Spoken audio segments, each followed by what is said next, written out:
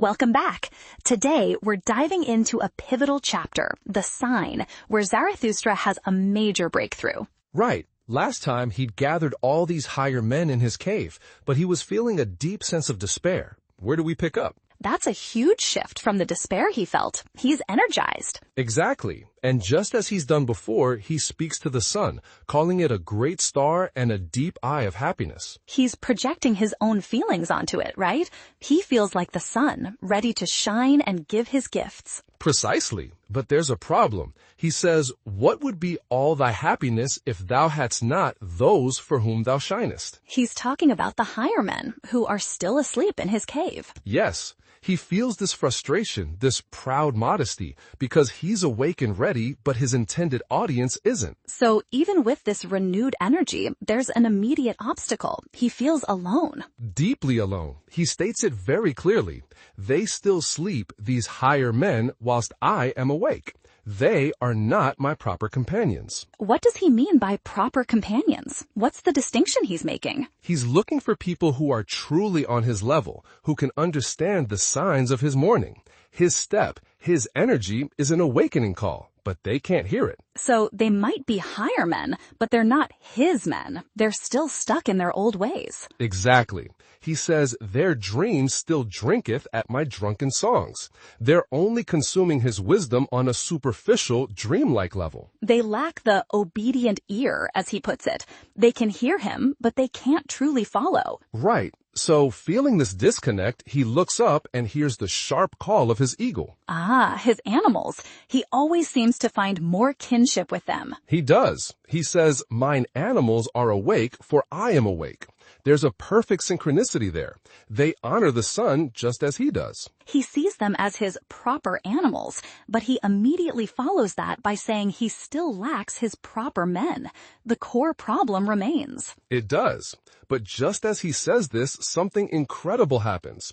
He's suddenly swarmed by what feels like innumerable birds. And the text is specific about the feeling of this. It's not an attack, is it? So he's sitting on this large stone outside his cave, and he's surrounded by this flock of loving birds. Yes, and as he's waving his hands to gently repel them, he touches something completely unexpected. This is the big moment, isn't it? This is it. This is it. He feels a mass of thick, warm, shaggy hair.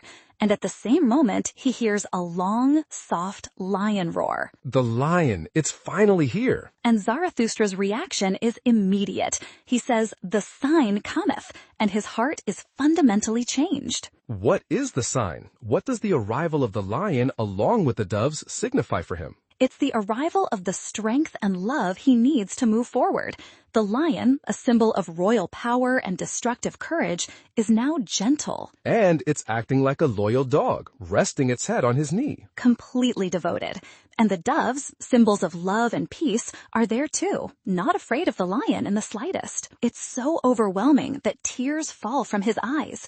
The lion gently licks the tears from his hands. He is completely still. He says one thing, "My children are nigh, my children." Then he falls silent. So these animals, this combination of the lion and the doves, are the children or proper companions he was waiting for? By the higher men, I assume. They've finally woken up. Yes. They form a procession to come and give Zarathustra a morning greeting. But as their footsteps approach the cave entrance, the lion hears them. And its demeanor changes completely. Instantly, it turns from Zarathustra, springs towards the cave, and lets out a roaring wildly. How do the higher men react to a wild lion charging at them? They cried all aloud as with one voice, fled back, and vanished in an instant. They fail the test spectacularly. So Zarathustra is left alone again, but this time in a state of shock. He's stunned. He stands up and has to ask himself, "What did I hear? What happened unto me just now?" And his memory comes back to him. He looks at the stone he's sitting on and remembers the day before. The soothsayer, the one who warned him. Exactly. He remembers the soothsayer telling him about the great cry of distress, which he just heard from the higher men. So it all clicks into place. The prophecy was about their weakness, their fear. Yes, and Zarathustra realizes the soothsayer's true intention. He was trying to seduce him to his last sin. And what is that last sin? Zarathustra laughs angrily and asks himself that very question.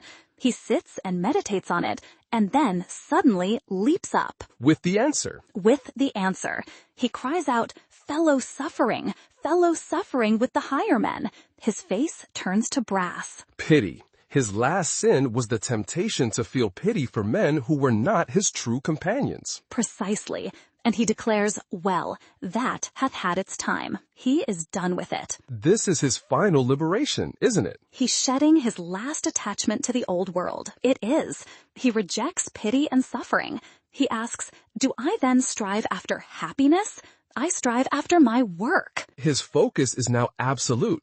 He's not here to be happy or to save these men. He's here for his work. And he lists the facts.